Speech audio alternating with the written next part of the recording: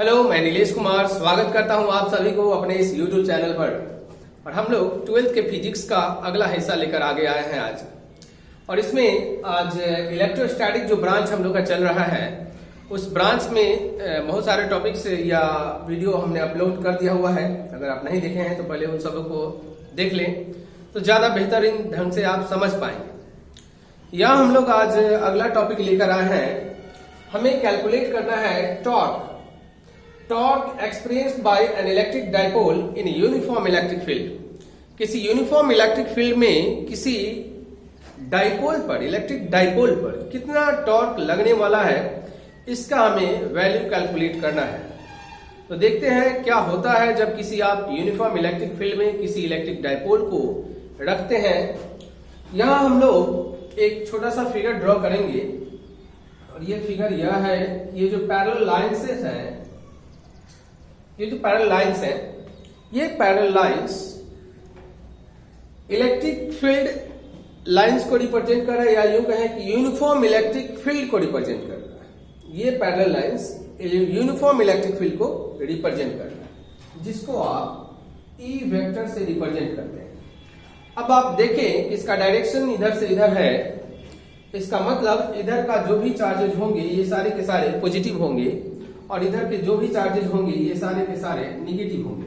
क्योंकि electric lines of forces जब पढ़ेंगे हम लोग तो उसमें बताया जाएगा कि पॉजिटिव चार्ज से electric lines of forces originate होते हैं, बाहर की ओर जाते हैं, जबकि नेगेटिव चार्ज की ओर टर्मिनेट होते हैं। ओके, यहाँ एक यूनिफॉर्म इलेक्ट्रिक फील्ड है और इसमें हम लोग एक डाइपोल, इलेक्ट्रिक डाइपोल को रख रहे हैं, और ये है हमारा इलेक्ट्रिक डाइपोल ए बी। इस इलेक्ट्रिक डाइपोल पर दो चार्जेज हैं। यहां पर हमारा माइनस क्यू चार्ज है और यहां पर हमारा प्लस क्यू चार्ज है। तो अब होगा क्या कि यह जो नेगेटिव चार्ज है ये इस पॉजिटिव वाले को अट्रैक्ट करेगा अपनी ओर। मतलब यह कि इस पर एक फोर्स लगेगा, और ये जो पॉजिटिव है ये वाला इसको अपनी ओर फोर्स लगाएगा, दोनों ही अट्रैक्ट करने की कोशिश करेगा। अब इस फोर्स का मैग्नीट्यूड कितना होगा उसको आप देखें। हम लोग जानते हैं कि E इक्वल टू कितना होता है, F अपॉन Q या Q नॉट। तो F इक्वल टू कितना हो जाएगा, E इंटू Q। मतलब इलेक्ट्रिक फील्ड इंटेंसिटी और चार्ज को आप गुना कर लें तो हमें मिल जाएगा कि वहां पर फोर्स कितना लग रहा है। तो यहां पर जो फोर्स लगेगा वह Q E लगेगा, और आप वेक्टर लगा सकते हैं इस पर। यहां पर जो फोर्स लगेगा वह Q E लगेगा, और ये इधर की ओर लगेगा। ये दोनों फोर्सेस एक दूसरे के अपोजिट एक्ट हो रहे हैं, जैसा कि आप देख रहे हैं। सबसे पहले एक और बात छूट गया। यहां पर हम लोग इलेक्ट्रिक फील्ड से इस डाइपोल का कोई एंगल नहीं लिए हैं, तो हमने सपोज कर लिया कि वो थीटा एंगल पर रखा गया है। ठीक है, अब आप देखिए यहां पर दो फोर्सेस लग रहे हैं। इस डाइपोल पर दो फोर्सेस लग रहे हैं, एक है प्लस क्यू ई और दूसरा है माइनस क्यू ई। और ये दोनों फोर्सेस एक दूसरे के पैरेलल लाइंस पर है। एक ही लाइन पर अगर होते तो एक दूसरे को कैंसिल कर देते और कोई इफेक्ट नहीं होता हमारा। लेकिन ये दोनों पैरेलल लाइंस पर हैं और एक दूसरे के अपोजिट डायरेक्शन में है। इस परिस्थिति में होता क्या है, इस डाइपोल पर एक टॉर्क एक्सपीरियंस होता है। ठीक है, उसी का मैग्नीट्यूड हमें निकालना है।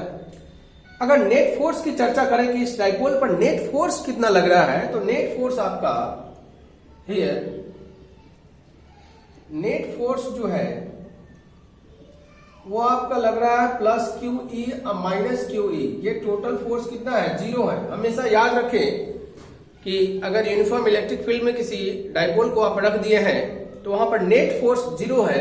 अगर नेट फोर्स 0 है तो वहां पर कोई भी लीनियर मोशन नहीं होगा, इस डाइपोल पर कोई भी लीनियर मोशन नहीं होगा। अब होगा क्या यहां पर, तो इस डाइपोल पर दो फोर्सेस लग रहे हैं। जैसे ये एक डाइपोल है, इस पर दो फोर्स लग रहे हैं, एक ऐसे और एक ऐसे। मतलब यह कि डाइपोल इस तरह से रोटेट करने लगेगा, ये डाइपोल इस तरह से रोटेट करने लगेगा। तो यहां पर रोटेशन जो लाएगा, रोटेशनल इफेक्ट या रोटेशनल मोशन, जो फोर्स रोटेशनल इफेक्ट दिखाता है उस फोर्स को हम लोग टॉर्क कहते हैं, और उसका मैग्नीट्यूड होता है टॉ। इसे आप रिप्रेजेंट करते हैं टॉ से, या टाउ भी बोलते हैं। Tau equal to either force, magnitude of either force magnitude of either force, मतलब कि दोनों में से कोई एक फोर्स, और गुना कर लीजिए परपेंडिकुलर डिस्टेंस से उसको। तो यहां हो जाएगा टॉ इक्वल टू फोर्स का मैग्नीट्यूड, तो यहां भी क्यू ई है और यहां भी क्यू ई है, तो आपको ज्यादा परेशानी नहीं है, या क्यू ई रहेगा इनटू, अब परपेंडिकुलर डिस्टेंस कितना होगा उसे आप समझने की कोशिश करें। यहां से आप एक परपेंडिकुलर खींचिए और आप इसको मिलाइए, ये है आपका परपेंडिकुलर डिस्टेंस, और इसको आप नाम दे दीजिए सी, तो यह हो गया BC आपका परपेंडिकुलर डिस्टेंस। अब ये जो AB है, ये लेंथ हम लोग जानते हैं कि ये 12 होता है, ये लेंथ होता है हमारा 12, मतलब कि डाइपोल के दो चार्जेस के बीच का जो डिस्टेंस होता है वो 12 होता है। ओके,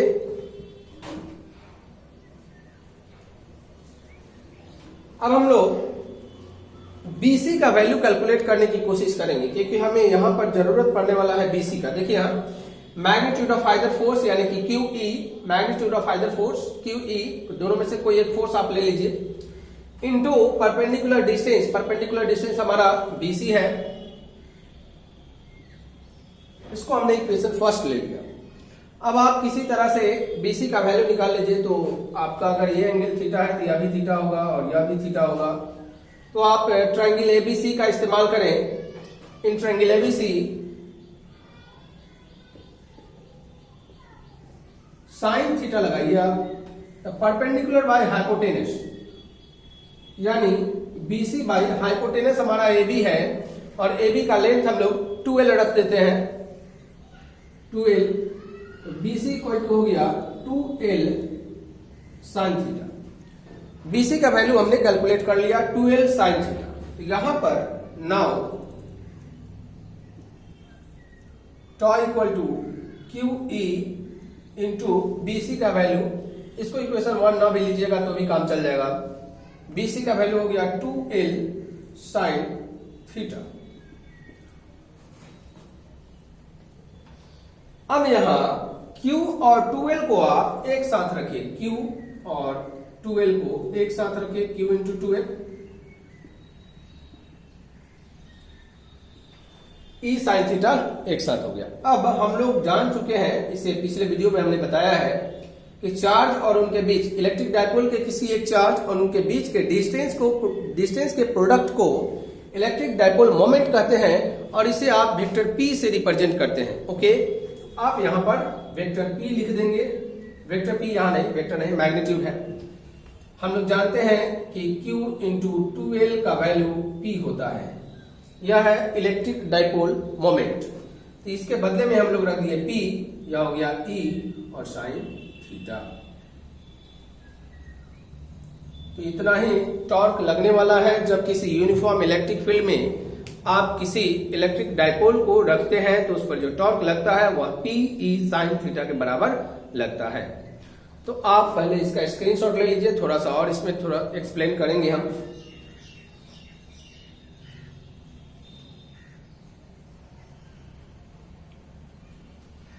यहां पर आपको मुख्य बात यह याद रखना है कि जब किसी इलेक्ट्रिक डाइपोल को किसी यूनिफॉर्म इलेक्ट्रिक फील्ड में आप रखते हैं, तो उस पर सिर्फ और सिर्फ टॉर्क काम करता है, कोई भी फोर्स काम नहीं करता है। मतलब कि नेट फोर्स हमने लिख चुका है, ऑब्जेक्टिव में पूछा जा सकता है कि नेट फोर्स कितना लगेगा, तो आप रखेंगे उसको, लिखेंगे 0। और यहां पर मोशन के बारे में भी चर्चा हो जाती है कि मोशन कैसा होगा, लीनियर होगा क्या, नहीं होगा, सिर्फ और सिर्फ रोटेशनल मोशन होगा, और यह डाइपोल रोटेट करेगा। ओके, आते हैं अब हम लोग नेक्स्ट, इसी में थोड़ा सा और स्पेशल केसेस देख लेते हैं कि थीटा का वैल्यू अलग अलग बदलने के बाद क्या आपको मिलने वाला है, मैक्सिमम टॉर्क कितना काम करेगा।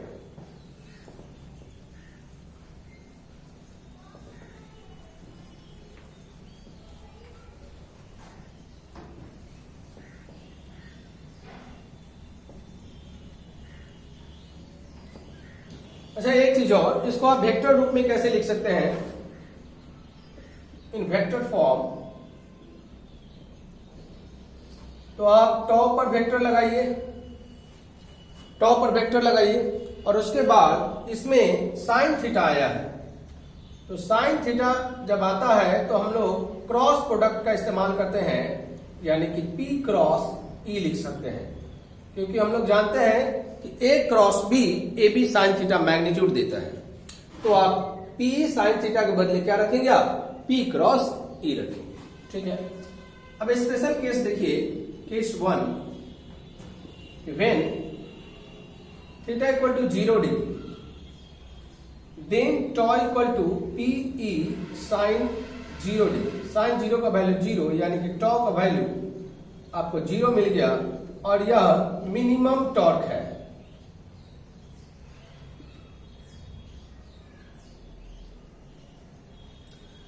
देखिए, थीटा का वैल्यू 0 कहने का मतलब कि आपका इलेक्ट्रिक फील्ड का डायरेक्शन इधर है और इलेक्ट्रिक डाइपोल मोमेंट का भी डायरेक्शन इधर ही है। मतलब कि P और E दोनों ही सेम डायरेक्शन में है। उस परिस्थिति में आपका उस डाइपोल पर टॉर्क नहीं लगेगा, यानी टॉर्क का वैल्यू 0 होगा। दूसरी कंडीशन देखते हैं हम लोग, case number 2, when theta equal to 90 degree, then क्या मिलेगा, तो इस परिस्थिति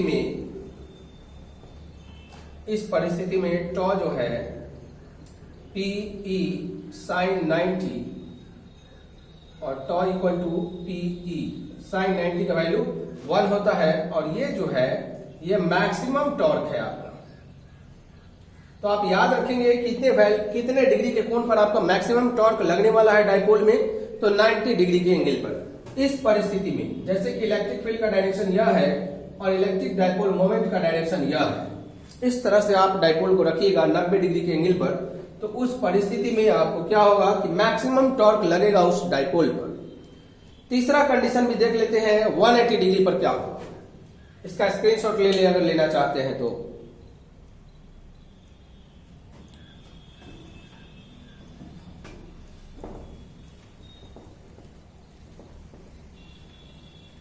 तीसरा कंडीशन यह है कि when theta equal to 180 degree, जैसे कि आपको इधर की ओर इलेक्ट्रिक फील्ड है और इधर की ओर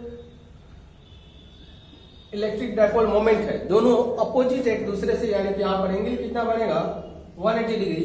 then tau equal to ME sine 180 का वैल्यू भी 0 होता है, यानी कि यहां फिर से आपको 0 टॉर्क मिल रहा है, यानी कि यह फिर से मिनिमम वैल्यू पर पहुंच गया। तो आप याद रखेंगे कि अगर किसी डाइपोल को आप 0 डिग्री और 180 डिग्री पर रखते हैं इलेक्ट्रिक फील्ड के साथ, तो वहां पर टॉर्क का वैल्यू 0 लगता है, मिनिमम एकदम 0, नेग्लिजिबल। और अगर आप उसे 90 डिग्री पर रखते हैं तो वहां पर मैक्सिमम टॉर्क एक्ट होता है, जो बराबर होता है PE के, यानी कि P है मैग्नेटिक इलेक्ट्रिक डाइपोल मोमेंट का वैल्यू और E है वहां का इंटेंसिटी। ओके, तो आज के वीडियो में बस इतना ही, फिर आते हैं हम लोग अगली वीडियो में। तब तक वीडियो अगर अच्छा लगता हो तो इसे लाइक करें और दोस्तों के पास शेयर करें। Thank you.